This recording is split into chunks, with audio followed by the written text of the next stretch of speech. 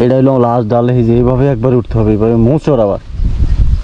তো এটা হলো ডেঞ্জারাস, সবচেয়ে ডেঞ্জারাস জায়গা। তো আমরা এখানে সিঙ্গেল চেষ্টা করব, এইখানে করি আল্লাহ আল্লাহ করে, এইখানে যদি গাড়িটা খালি কি না ছাড়ে বলো নাই, ছাড়া দিয়ে আসলে তো ভয়। আমি নাইমা গেলে হয়তো পারবো না।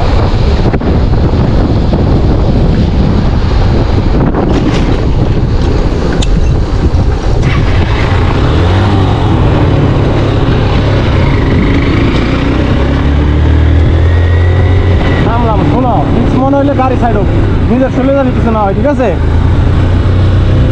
যদি রিক্স মনে হয় গাড়ি ছেড়ে দিবা, গাড়ি তো বাসের গাড়ি ধরে চেষ্টা করবো না।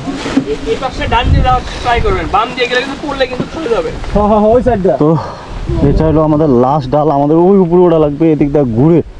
এটাই সবচেয়ে ডেঞ্জারাস ডালটা। এই বৃষ্টি হয়েছে এই জন্য ইটের যে রাস্তাটা সেটা খুবই ডেঞ্জারাস, পিছলা। দেখি কি অবস্থা।